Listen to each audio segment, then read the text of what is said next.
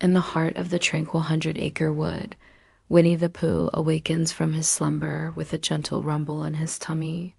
It's a familiar feeling, one that always leads him on an expedition for his beloved honey. Today promises to be just another ordinary day until it takes an unexpected turn and becomes one of the most eventful days in the Hundred Acre Wood.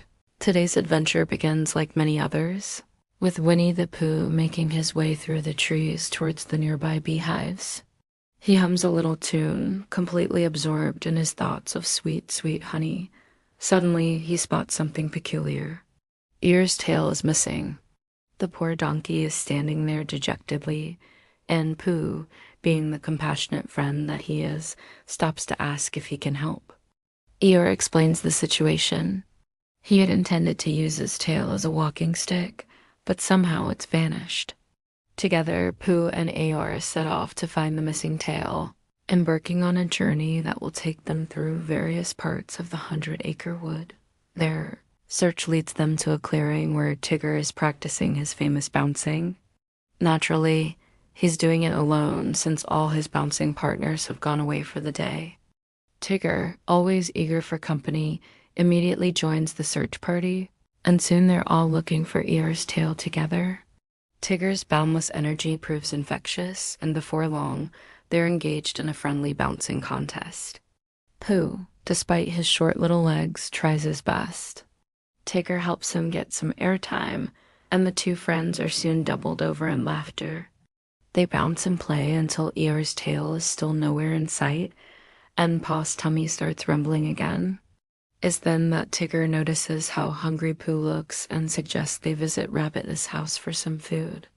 Rabbit, being the gracious host that he is, welcomes them in and offers them a delicious meal. Pooh devours his portion, and when he looks around, he sees that Tigger has fallen fast asleep. With the kind of full belly that only comes from a job well done, Pooh bids farewell to Tigger and Rabbit and sets out once more to help his friend Eeyore. As the sun begins its slow descent, casting long shadows across the Hundred Acre Wood, Pooh stumbles upon something unusual. A large footprint that seems out of place. Pooh, always curious, decides to investigate. As he follows the footprints, he finds himself at the edge of a deep pit covered with a thin layer of leaves. Unable to resist his own curiosity, Pooh lifts a leaf to peek inside.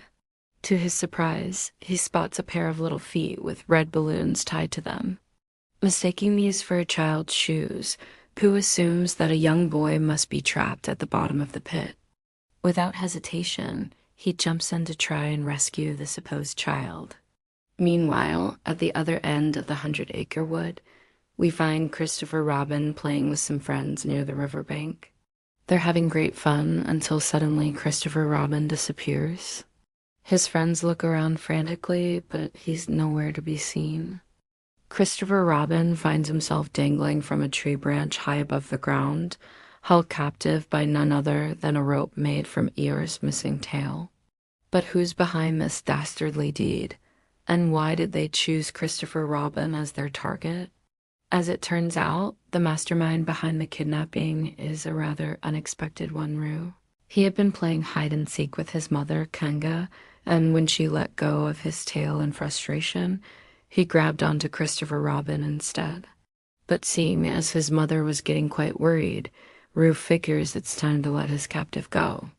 However, Christopher Robin is stuck fast, and without any help, it doesn't look like he'll be able to escape anytime soon. Luckily, Pooh arrives just in the nick of time. He encouraged Christopher Robin to hold on to a nearby flower while he goes to find help. Together, Pooh and Christopher Robin successfully free themselves from the rope, and Christopher Robin rushes over to comfort his distraught horse, who had been frantically searching for him. As they approach, Kanga appears and thanks them profusely for rescuing her son. She had been so worried about Roo's antics, and she's relieved that everything turned out all right. Now that the immediate crisis is over, Pooh remembers his original mission, helping Eeyore find his missing tail. They all return to the forest to search for it, and much to Eeyore's surprise, they find it snagged on a low-hanging branch. It was simply Eeyore's tendency to think the worst that made him believe it was lost forever. The friends are reunited with their missing body part, and Eeyore is filled with gratitude for positive, unwavering support. The day is drawing to a close, and Pooh feels a twinge of sadness as he thinks about the day's events. He had meant only to go after honey, but ended up going on an exciting adventure instead. As he makes his way home, he passes by Rabbit's house and slows down. He remembers the wonderful dinner he shared with his friends earlier and realizes that friendship and kindness can sometimes be sweeter than honey. Pooh decides to pay Rabbit a surprise visit. He knocks on the door, and when Rabbit opens it, he's surprised to see his friend at this late hour. Pooh explains that he wanted to say thank you for the lovely dinner. Rabbit's face lights up with a smile. He welcomes Pooh in, and the two friends enjoy a cozy chat over a pot of warm tea. Meanwhile, back at the tree, Rue apologizes to Kanga for causing so much trouble. She comforts him, reminding him that accidents happen and what matters most is that everyone is safe. Rue learns an important lesson about responsibility and the importance of considering others' feelings. Eeyore finds himself humming a cheerful tune as he walks home. He can't remember the last time he had such a fun-filled day. He also realizes how lucky he is to have such caring friends. Finally, Tigger bounces back to his house after his busy day. As he winds down, he looks back at all the fun he had, from the bouncing contest with Pooh to the delicious dinner at Rabbit's house. He couldn't ask for a better group of friends. And so, as the 100 Acre Wood settles down for the night, each creature is filled with a sense of contentment. They had faced challenges, solved mysteries, and strengthened their bonds of friendship. It was just another day in the 100 Acre Wood, a place where adventures were as plentiful as the honey in Winnie the Pooh's pantry, and where friendship was the sweetest treat of all. Now that you've watched this episode, don't forget to hit the subscribe button below. We've got lots more Winnie the Pooh adventures waiting for you. And if you want to be the first to know about them, make sure you click the bell icon so you never miss an upload.